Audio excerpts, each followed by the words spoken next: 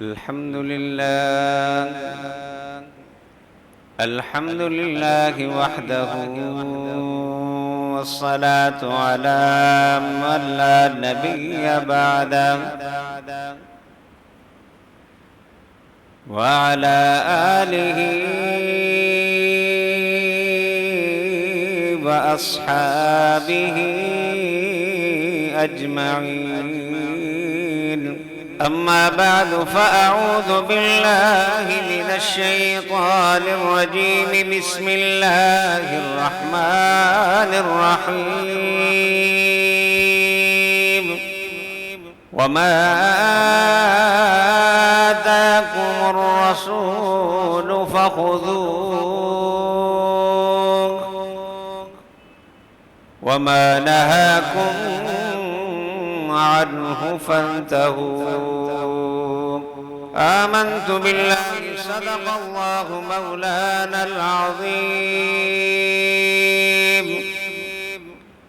وبلغنا رسوله النبي الكريم الأمين، ونحن على ذلك لمن الشاهدين والشاكرين، والحمد لله رب العالمين. مولاي صل وسلم دائما أبدا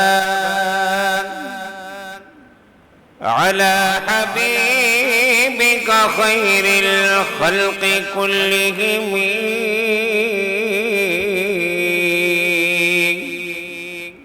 هو الحبيب الذي ترجى شفاعته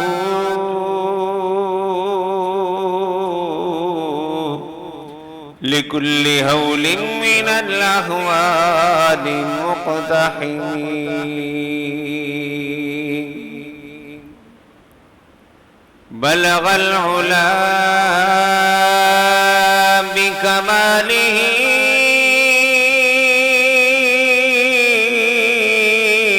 كشف الدجى بجماله،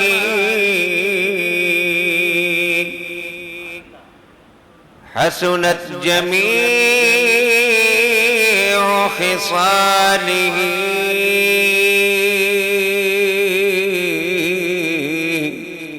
صلوا عليه وآله.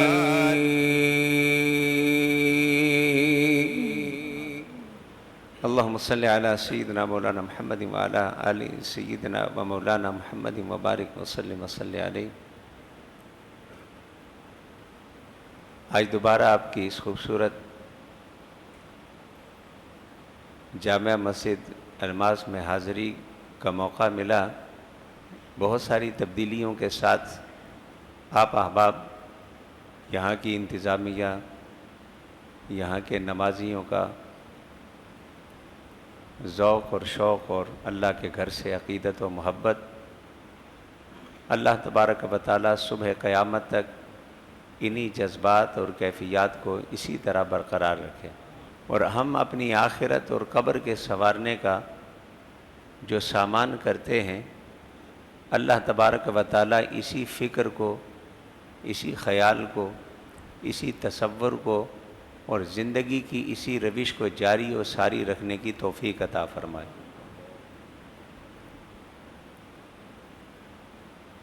ان برنور اور بابرکت لمحات میں نبی کریم صلی اللہ علیہ وسلم کے میلاد پاک کے حسین عنوان سے آج کچھ مختصر سی گفتگو کریں گے. نبی کریم صلی اللہ علیہ وسلم کا میلاد، آپ کی ولادت انسانیت کے لیے تبدیلی کا پیغام، نجات کا پیغام، کامیابی کا پیغام، رشد و ہدایت کا پیغام، منزل مقصود کے تعین کا پیغام، یہ ساری برکتیں اور یہ ساری بہاریں اور اس جیسی بہت ساری بہاریں انسانیت کو نبی کریم صلی اللہ علیہ وسلم کی ولادت پاک سے نصیب ہوئی. اور آپ سے پہلے یہ ولادت پاک یا مولود یا میلاد جو مختلف دنیا میں اور اس کے کونوں میں اطراف و اکناف عالم میں، مجھے عالم عرب میں مراکو سے لے کر سیریا تک مختلف ممالک میں، ترکی سے لے کر کینیڈا اور امریکہ تک، جاپان سے لے کر یورپ کی وادیوں تک، مختلف علاقوں میں مختلف اوقات میں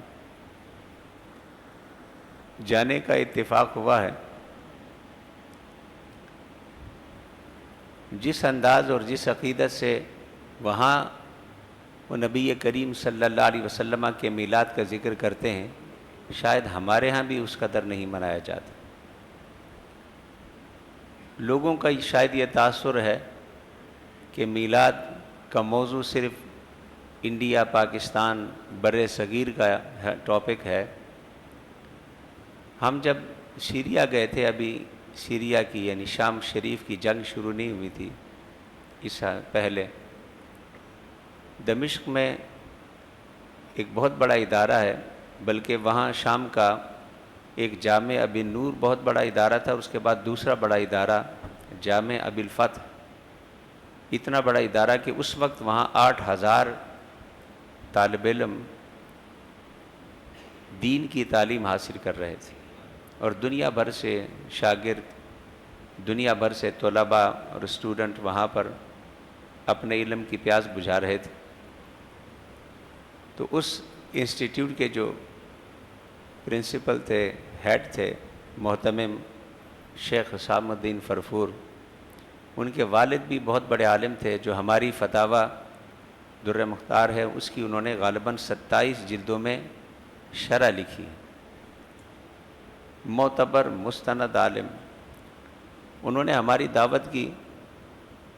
مغرب کے بعد ہم ان کے گھر گئے تو ہمارا یہی خیال تھا جیسے عام دعوت ہوتی ہے، آپ جائیں، دعا سلام کریں، بات چیت کریں، اس کے بعد کھانا شروع ہوتا ہے. انہوں نے دمشق کے اور بھی بڑے بڑے علماء کو بلایا تھا. مفتی دمشق تھے عبد الفتاح البزم، اس وقت پورے دمشق کے مفتی تھے، اور بڑے بڑے علماء تھے.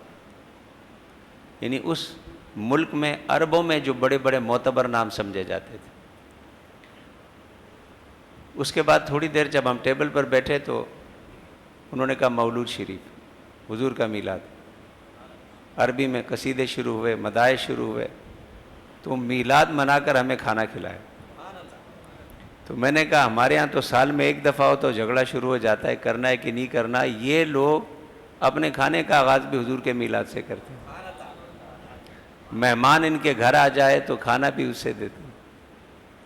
چونکہ انہوں نے اس کی روح کو سمجھا تھا کہ میلاد نبی کریم صلی اللہ علیہ وسلم کا حقیقت میں اس کائنات کے اندر آنے والے تغیر کا نام ہے، اور اللہ کی اس نعمت عظیمہ کا نام ہے کہ انسانیت جن جن پریشانیوں سے، جن جن مشکلوں سے اور جن جن چیلنجز سے گزر رہی تھی، اور اس سارے دور کو ہم اپنی ہسٹری میں دور جاہلیت کہتے ہیں، اس سارے دور جاہلیت کے خلاف اور ان تاریکیوں کو دور کرنے کے لیے جو ذات تشریف لائی، اس نے اس پورے دور جاہلیت کو نورانی دور میں تبدیل کیا.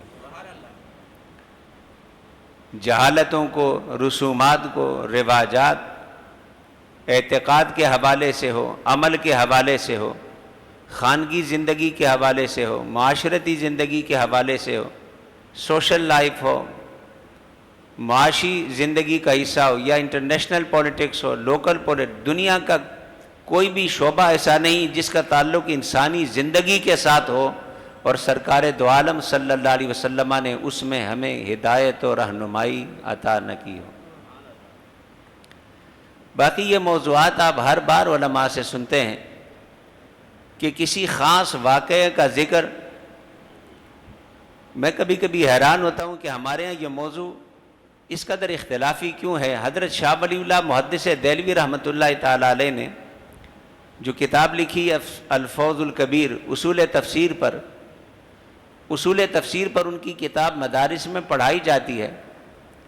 انہوں نے قرآن مجید کے مضامین کو بیان کیا کہ یہ قرآن مجید کے جتنے بھی مضامین ہیں وہ 5 ٹائٹل کے اندر آتے ہیں. یعنی بنیادی طور پر 5 مضامین ہیں جو قرآن نے بیان کیے ہیں، اور پھر اس کے نیچے مختلف برانچز ہیں جو ان 5 سبجیکٹ سے اور ان 5 ٹاپک سے فردر نکلتے ہیں.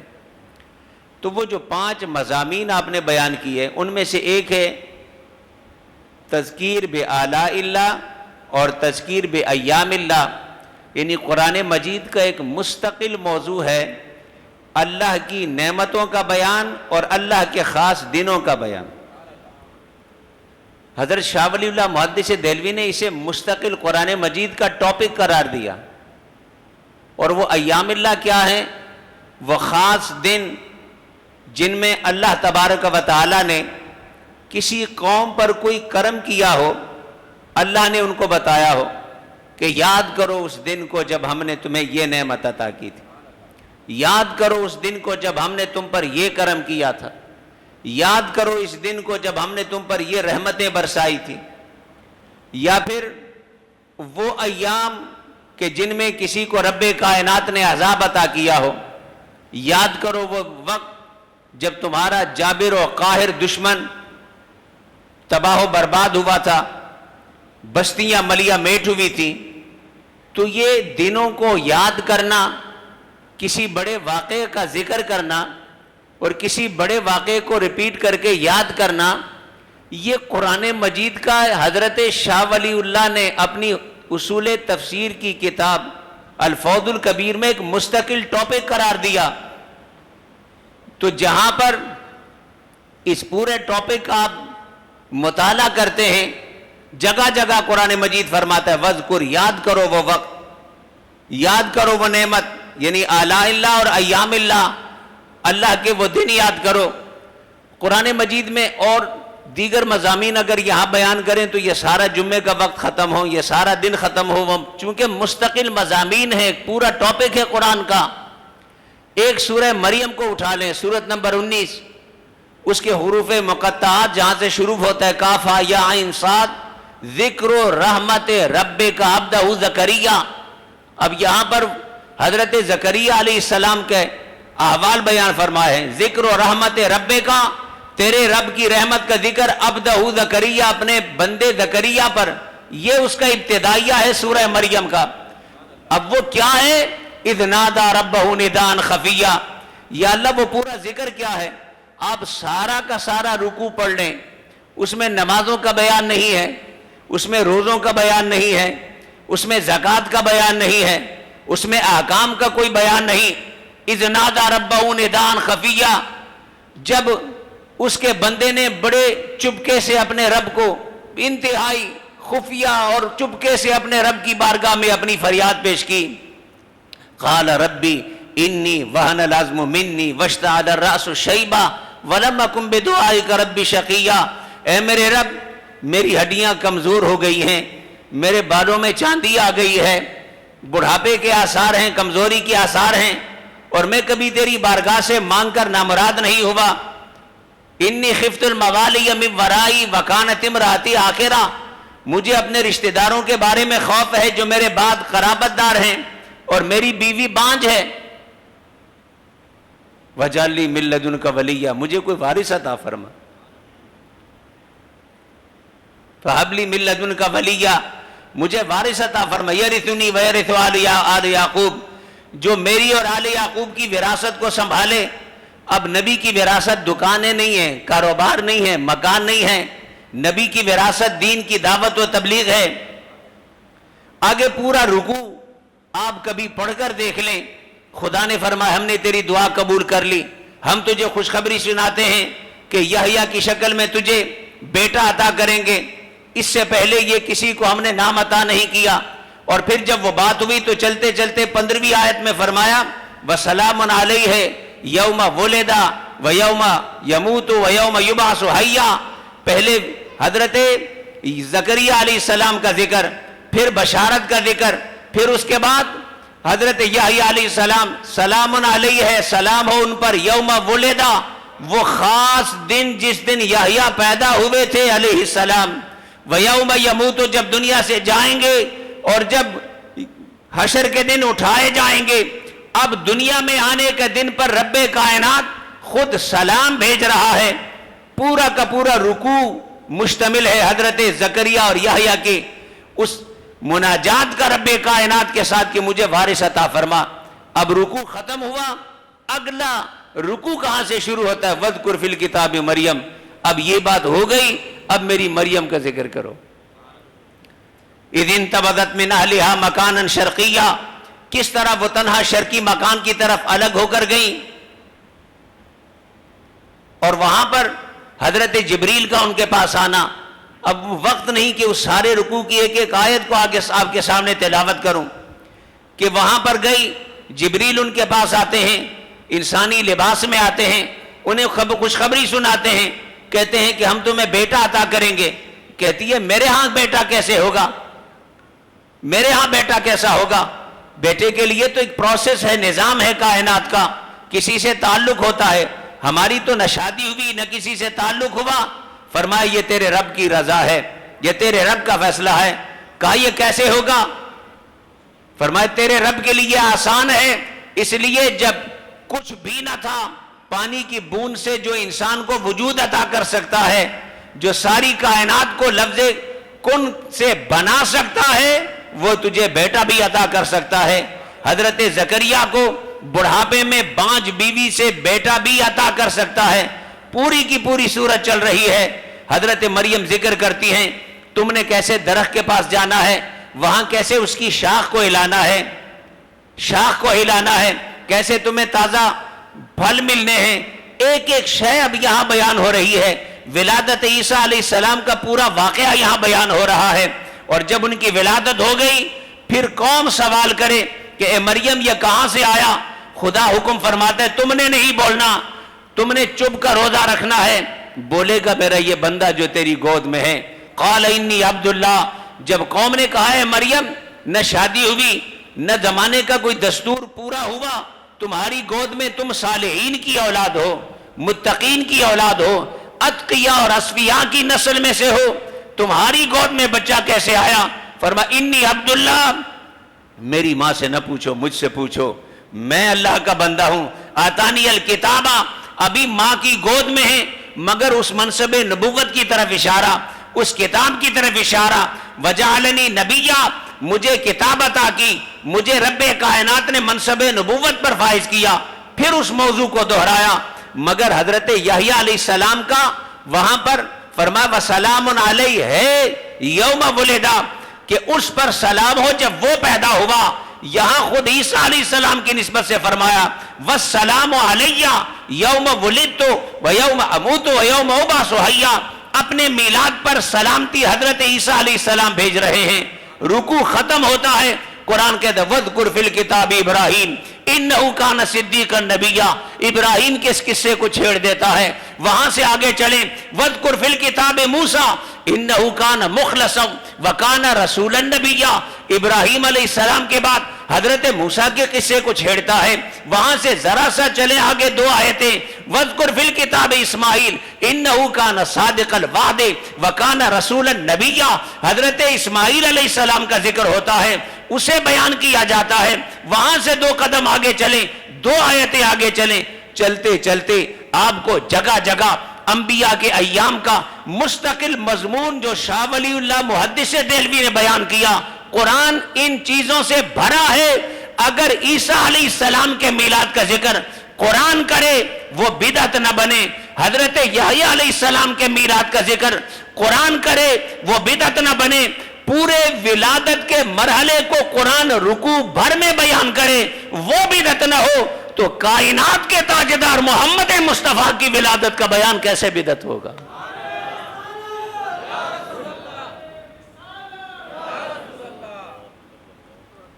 اس لیے یہ موضوعات ہمارے ایسے نہ تھے جیسے ہم نے بنا دیے.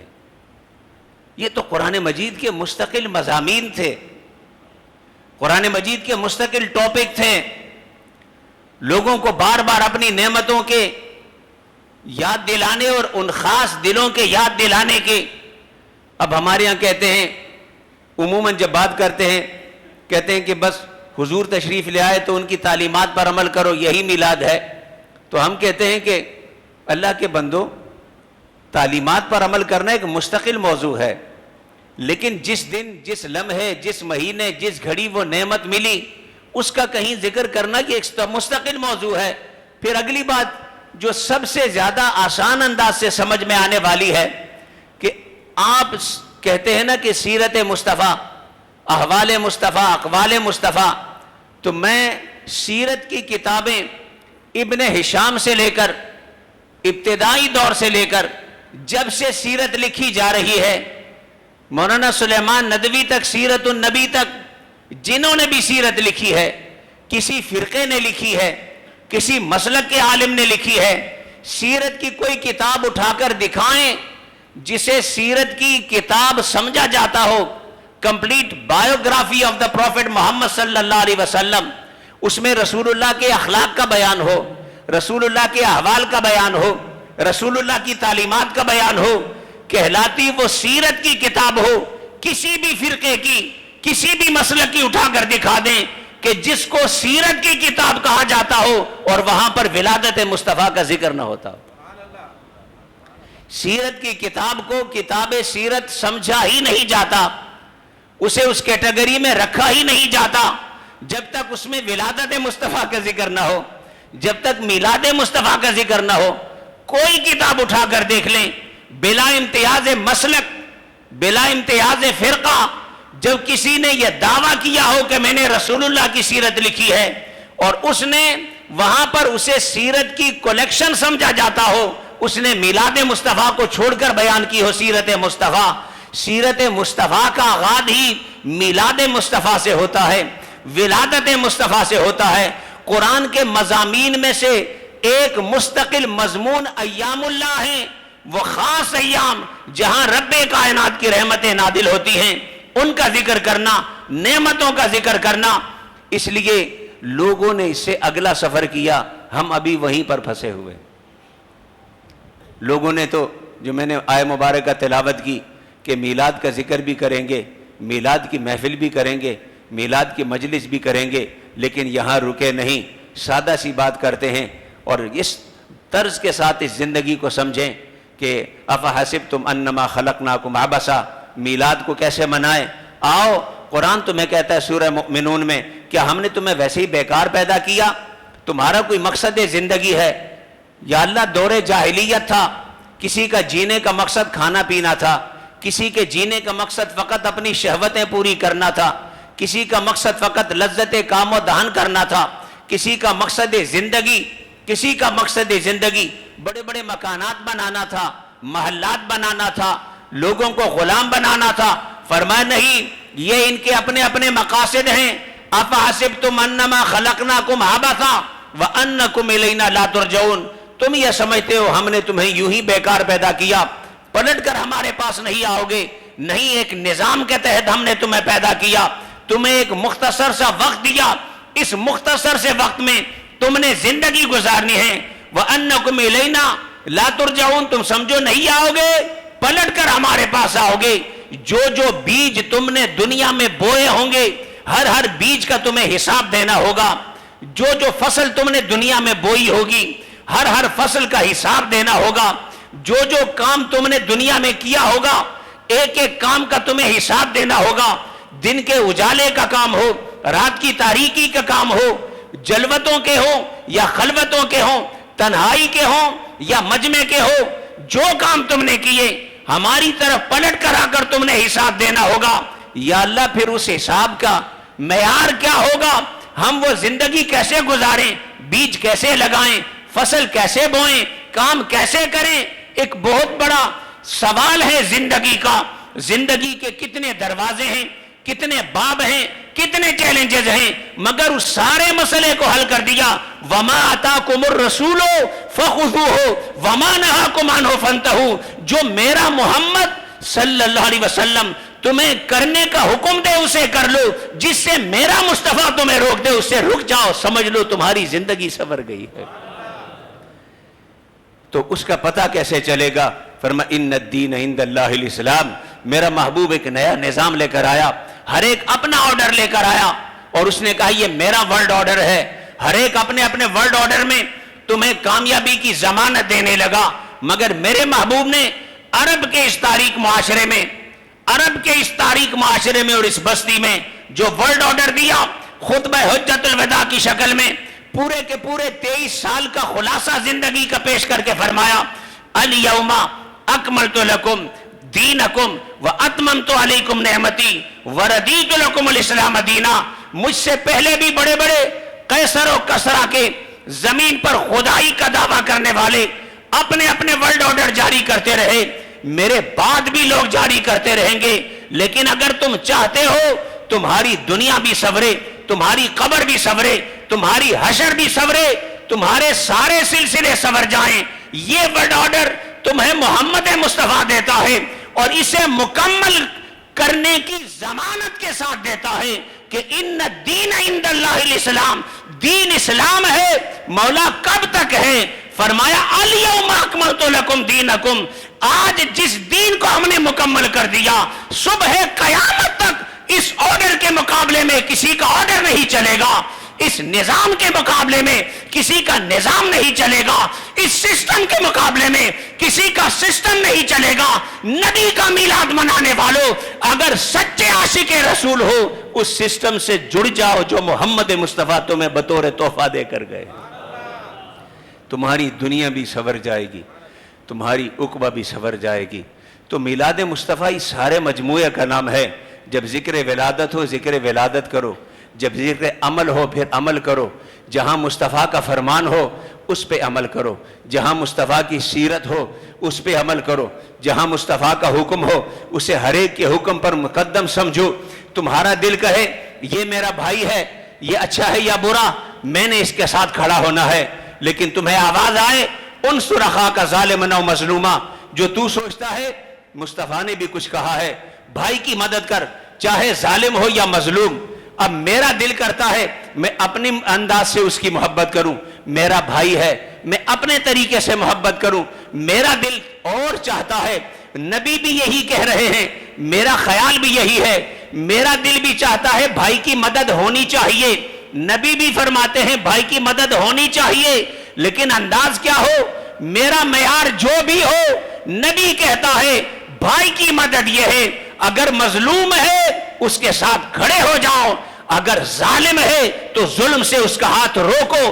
فم نہ ہو من الظلم, جب تم اپنے بھائی کا ہاتھ روکو گے تو یہ تمہارے اپنے بھائی کی مدد ہوگی.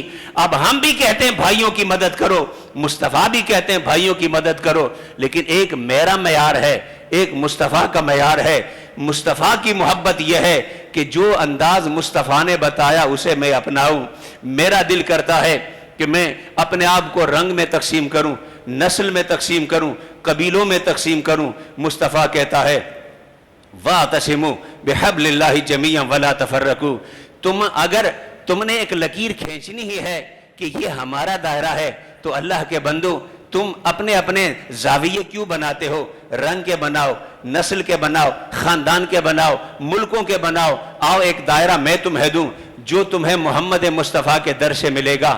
میرا دائرہ کیا ہے؟ لا الہ الا اللہ محمد الرسول اللہ. جو اس دائرے میں آ گیا, مشرق کا رہنے والا مغرب کے رہنے والے کا بھائی ہے, مغرب کا رہنے والا مشرق کے رہنے والے کا بھائی ہے. اور صرف کہانیاں نہیں سنائی, مصطفیٰ نے یہ سیرت مصطفیٰ کا سب سے منفرد پہلو ہے. سقراط بھی گزرے, بقراط بھی گزرے, آج بھی یونیورسٹیوں میں ان پر ریسرچ ہوتی ہیں, انہیں تھنکر سمجھا جاتا ہے. بڑے بڑے افلاطون وقت آئے, ان کی فکر پر پی ایچ ڈیاں ہوتی ہیں, مگر جو سب سے بڑا فرق ہے ان تھنکرز میں, ان کی تھنکنگ ہے, پریکٹس کوئی نہیں ہے. محمد مصطفیٰ جو فکر دے کر گئے, فکر بھی بیان کی, زمین پر اسے نافذ کر کے بھی دکھایا, اور جب کہا کہ اعتصام بحبل اللہ ہے تو کہا اس کا عملی مظاہرہ کیا ہوگا؟ کہ تم کہتے ہو ہمارے دور میں عصبیت زوروں پر ہے، ہمارے دور میں رنگ و نسل کا امتیاز زوروں پر ہے. ذرا پلٹ کر دیکھو دور جاہلیت میں، تم اس کی ہسٹری پڑھو، تمہیں پتا چلے عصبیت کہتے کس کو تھے، رنگ و نسل کا امتیاز کہتے کس کو تھے. 120 سال تک اونٹوں اور بکریوں پر لڑنے والے قبائلی نظام کہتے کس کو تھے؟ مگر جب نبی نے تھیوری دی، پریکٹس یہ کر کے دکھایا. سلمان فارس کا تھا، جب کوئی اسے گلے لگانے کو تیار نہ تھا تو خیر العرب نے کہا سلمان منی من اہل بیتی، جسے تم باہر کا سمجھتے ہو تم میں نہیں، وہ سب سے بہترین خاندان محمد کے خاندان میں سے ہے، وہ میری اہل بیت میں سے ہے. وہ جو بلال حبشے کا تھا اسے کعبے کی چھت پہ کھڑا کیا.